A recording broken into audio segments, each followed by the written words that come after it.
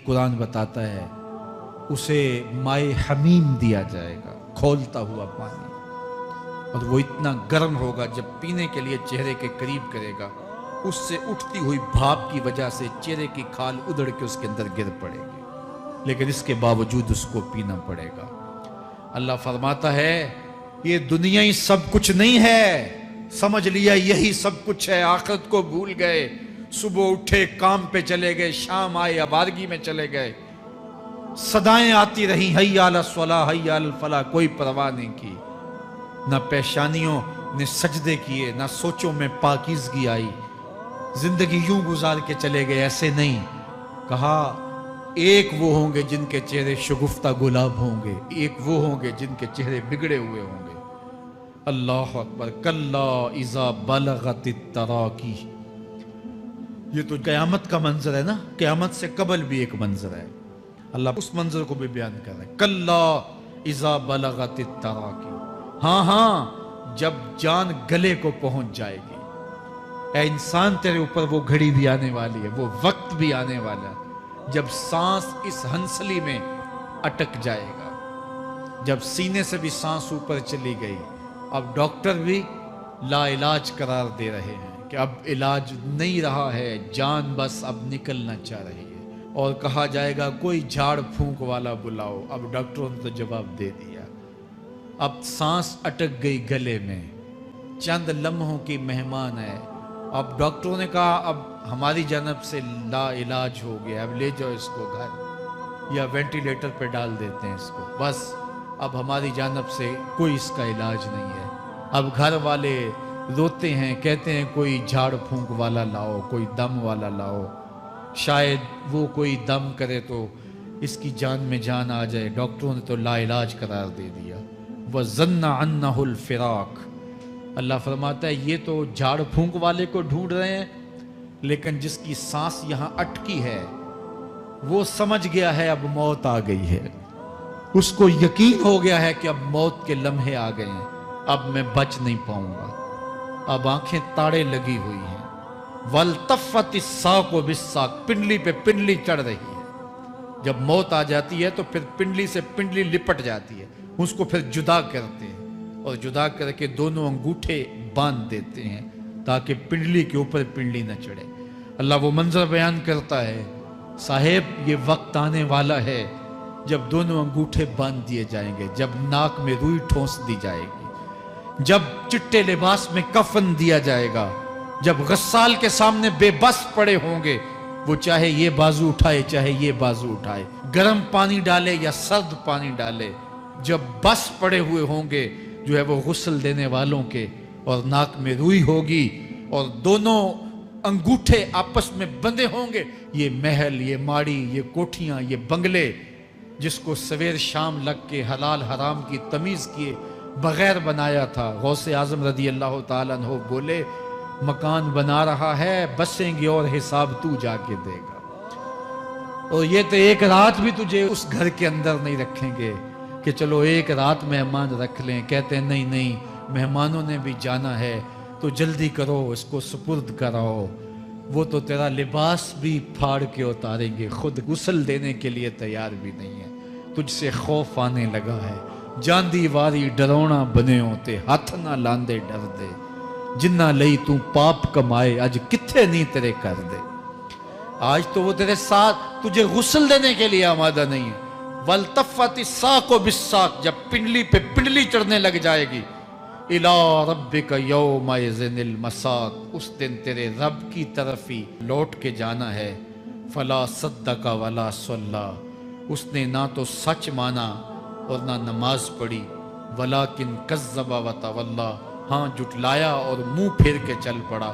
सुम्मा ज़हब इला अहलिही यतमत्ता, फिर अपने घर को अकड़ता हुआ चला।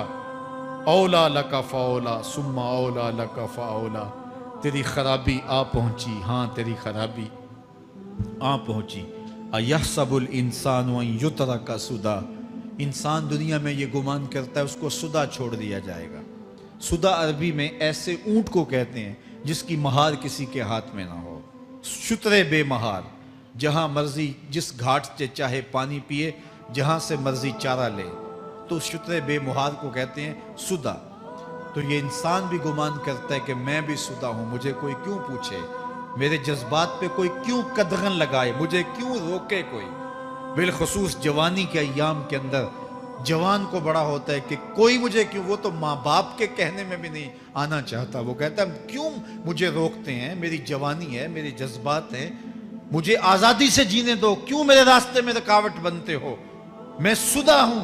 अल्लाह फरमाता है नहीं, एक ऊंट तो सुदा हो सकता है, जिसको मैंने अशरफुल मखलूकात बनाया है उसको तो सुदा नहीं छोड़ूंगा, उसको तो पाबंद बनाऊंगा हकाम का। अब वो कहता है कि नहीं नहीं, ये कैसे दोबारा उठाए जाएंगे। अब दोबारा वही बात फिर आ गई, अलम यकु नुतफतम मिन मनीय्यि युमना।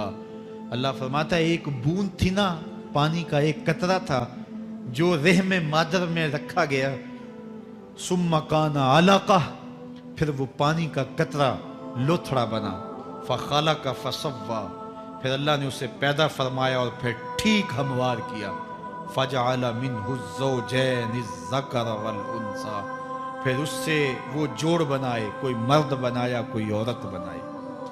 कहा अब गौर कर, अब तेरी आंखें देखती हैं, बिजलियां चमकती हैं, तेरी जुबान का तोती बोलता है, लोग आश्चर्य करते हैं तेरी गुफ्तगू पे, तेरी गुफ्तार पे सदके जाते हैं, तेरे लहजे के जमाल को देखते हैं, तेरे सीने का जोर, तेरे पंजों की ताकत, तेरी दिमाग की तेजियां और तेरी सोचों के उजाले, तेरी जोरदार टांगें, तेरे कड़ियल बाजू और तेरी चौड़ी छाती और तेरे गुलाब की पत्तियों जैसे होंठ।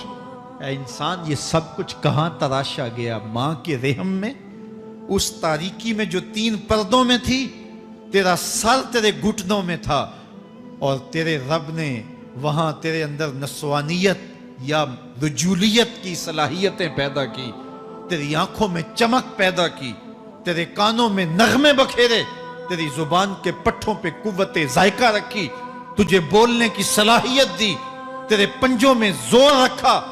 आज तू मुफ्ती शहर है, आज तू अलामतुद दहर है, आज तू काज़ीउल कज़्ज़ात है, आज तू मिनिस्टर है, आज तू वजीर आजम है, आज तू पहलवान है, आज तू शहजादा है, आज तू बादशाह है, आज तू जोरावर है, आज तेरी ताकत के क्या कहने। आज शेरों को तू नचा लेता है, हाथियों को तू बैठा लेता है, आज तू बड़ा जोरावर घुड़सवार है, आज तेरी ताकत के क्या कहने। तू कुश्ती करता है, जमाना देखने आता है, आज तेरी ताकत के शोहरे हैं, तेरी अजमत के तंतने हैं। लेकिन इंसान, तू एक नापाक कतरा था और रहम मादर में था। तेरे अंदर ये रंग किसने भरे? तेरे कानों में नगमे किसने रखे? तुझे दिमाग की कुव्वतें किसने दी? जुबान को बोलना किसने सिखाया? आंखों में तवानाइयां किसने रखी? तेरी जुबान का तोती बोलता है, ये सलीके किसने दिए? फिर अल्लाह फरमाया, कितना जोरदार बयान है, अलैसा ज़ालिका बिक़ादिरिन अला अन युहयियल मौता। जो मां के पेट में एक नुत्फे को एक खूबसूरत इंसान बना सकता है, हड्डियों को जोड़ के दोबारा इंसान नहीं बना सकता?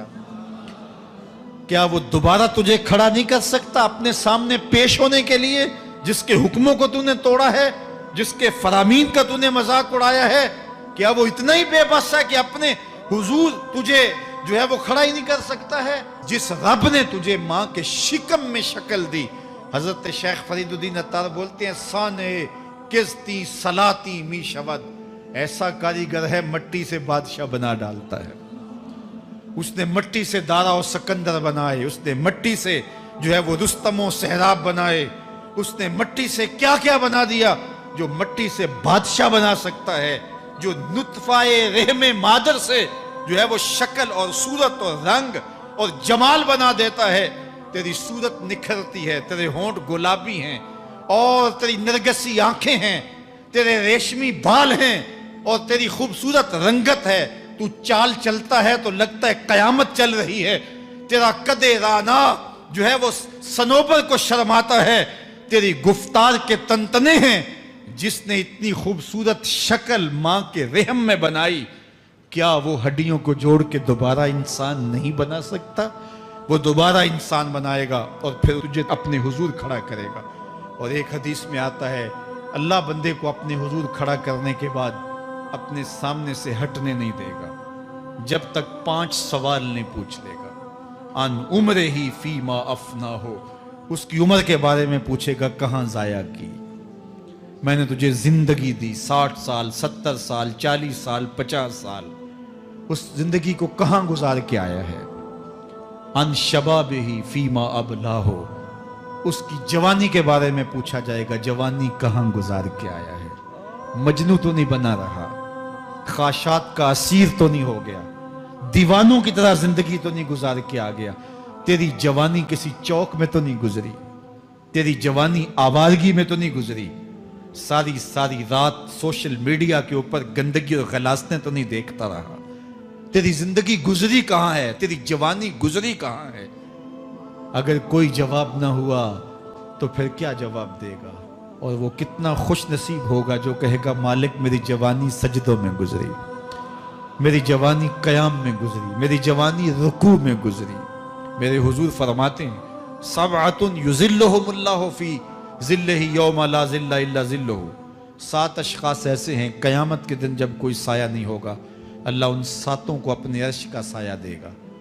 ان میں سے دوسرا شخص میرے حضور نے بیان فرمایا وشاب نشأ فی عبادت اللہ، وہ جوان جس کی جوانی اللہ کی عبادت میں گزری۔ جوانوں اپنی زندگی کو مالک کی دہلیز پہ لے آؤ، جوانی وہی ہے جو مالک کی چوکھٹ پہ گزرے۔